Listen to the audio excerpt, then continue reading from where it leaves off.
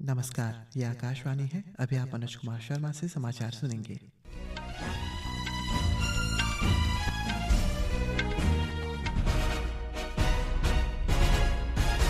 पहले मुख्य समाचार। प्रधानमंत्री नरेंद्र मोदी ने दिल्ली में कई विकास परियोजनाओं की शुरुआत की। कहा, राष्ट्रीय राजधानी के लोगों का जीवन बेहतर बनाने के लिए विकास कार्य जारी। राष्ट्रपति द्रौपदी मुर्मू बेंगलुरु में राष्ट्रीय मानसिक स्वास्थ्य और तांत्रिकी विज्ञान संस्थान के स्वर्ण जयंती समारोह में शामिल हुई।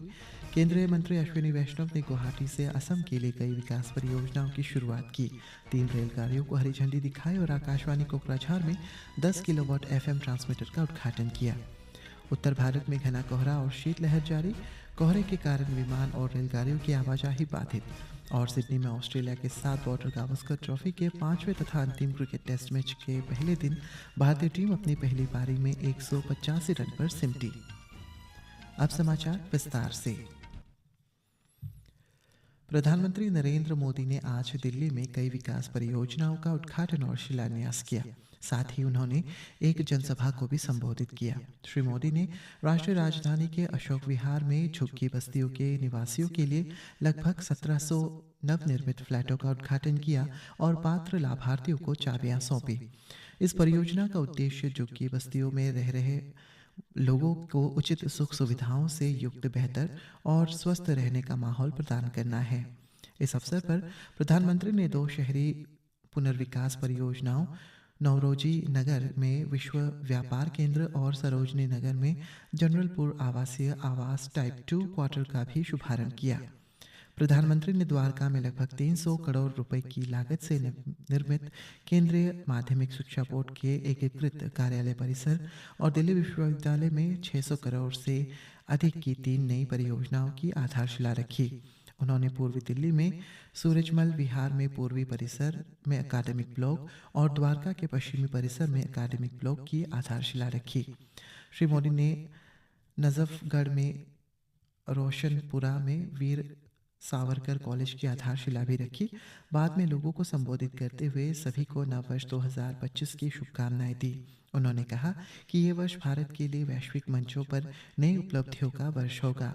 प्रधानमंत्री ने कहा है कि सरकार का प्रयास है कि दिल्ली के छात्रों को दिल्ली में ही बेहतरीन शिक्षा के अवसर उपलब्ध कराए जाए।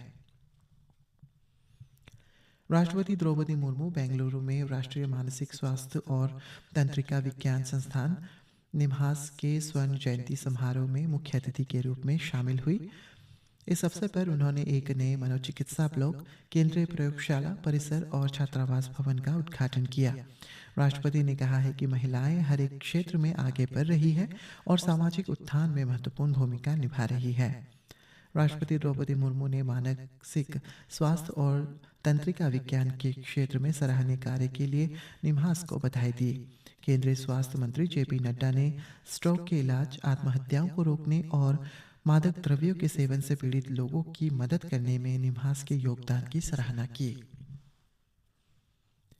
केंद्रीय गृह मंत्री अमित शाह ने आज नई दिल्ली में द्वीप विकास एजेंसी की 7वीं बैठक की अध्यक्षता की। बैठक में अंडमान और निकोबार के उपराज्यपाल देवेंद्र कुमार जोशी, लक्षद्वीप प्रशासक प्रफुल्ल पटेल, केंद्रीय गृह सचिव गोविंद मोहन और अन्य वरिष्ठ अधिकारी उपस्थित रहे। 2017 में स्थापित द्वीप विकास एजेंसी देश में द्वीपों के समग्र विकास पर केंद्रित है। विदेश मंत्री डॉक्टर एस जयशंकर और मालदीव के विदेश मंत्री अब्दुल्ला खलील के बीच आज नई दिल्ली में प्रतिनिधिमंडल स्तरीय वार्ता हुई। अपने उद्घाटन भाषण में डॉक्टर जयशंकर ने कहा है कि दोनों देशों में विभिन्न क्षेत्रों में सहयोग बढ़ा है। उन्होंने दोहराया कि भारत हमेशा मालदीव के साथ खड़ा है और देश में मालदीव के लिए आवश्यक वस्तुओं के निर्यात को सुविधाजनक बनाया है। केंद्रीय रेल तथा सूचना और प्रसारण मंत्री अश्विनी वैष्णव ने आज गुवाहाटी से 3 रेलगाड़ियों Guwahati new Lakhimpur Janshatabdi express, new Bongaigaon Guwahati passenger train और तिनसुकिया नाहरलगुन एक्सप्रेस को झंडी दिखाकर रवाना किया। उन्होंने असम में कई विकास परियोजनाओं का भी उद्घाटन किया। श्री वैष्णव ने आकाशवाणी कोकराझार में 10 किलोवाट एफएम ट्रांसमीटर का वर्चुअल शुभारंभ किया।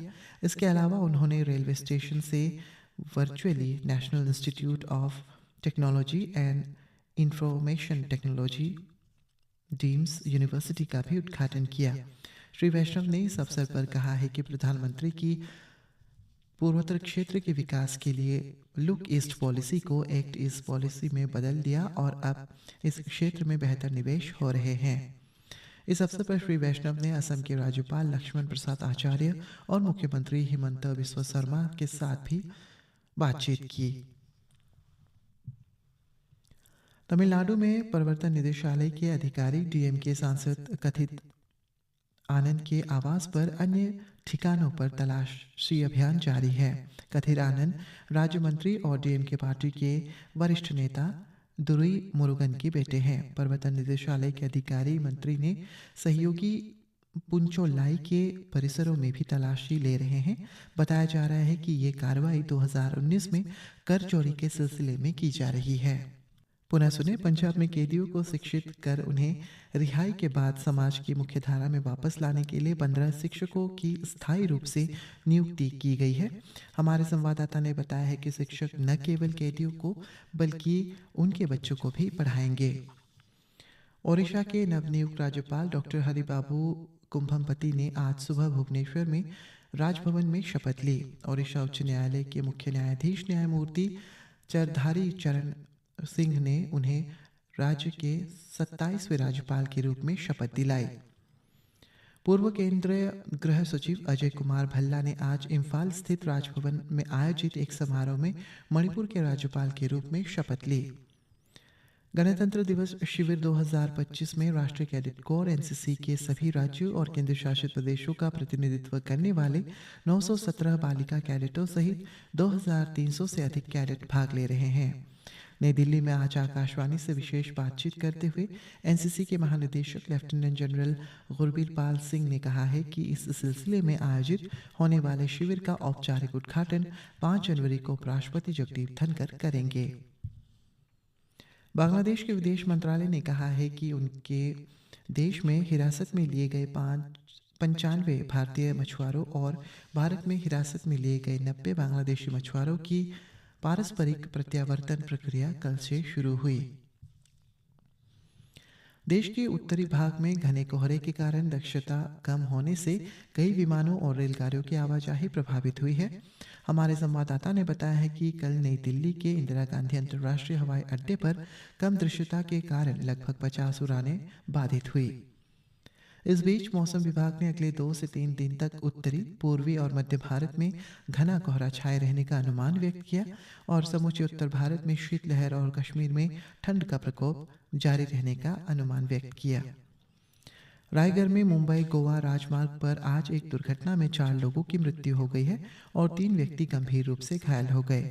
ये घटना वीर रेलवे स्टेशन के पास हुई जब एक टोइंग वाहन सड़क के किनारे खड़ी एक कार से टकरा गया।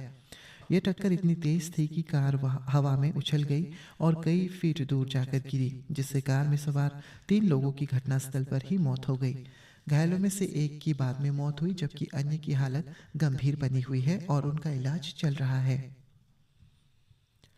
प्रधानमंत्री नरेंद्र मोदी ने ख्वाजा मोइनुद्दीन चिश्ती के उर्स पर लोगों को बधाई दी है। उन्होंने सभी के जीवन में प्रसन्नता और शांति की कामना की। अल्पसंख्यक कार्य मंत्री किरण रिजिजू कल अजमेर शरीफ में श्री मोदी की ओर से चादर चढ़ाएंगे। समाज सुधारक सावित्रीबाई फुले की आज जयंती है। प्रधानमंत्री नरेंद्र मोदी और गृह मंत्री अमित शाह ने उन्हें श्रद्धांजलि दी। प्रधानमंत्री नरेंद्र मोदी ने आज रानी वेलु नाचियार को उनकी जयंती पर भी श्रद्धांजलि अर्पित की।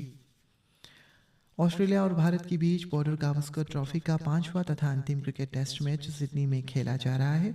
मैच के पहले दिन भारत ने टॉस जीतकर बल्लेबाजी करने का फैसला किया। पहली पारी में भारत ने सभी विकेट खोकर 185 रन बनाए और आज का खेल खत्म होने तक ऑस्ट्रेलिया ने पहली पारी में 1 विकेट पर 9 रन बना लिए थे। मेजबान टीम अभी भी 176 रन पीछे है। हॉकी इंडिया लीग में आज तमिलनाडु ड्रैगन्स का मुकाबला वेदांता कलिंगा लैंसर्स से होगा। ये मैच रात 8:15 बजे खेला जाएगा। इसी के साथ ये समाचार बुलेटिन समाप्त हुआ। नमस्कार।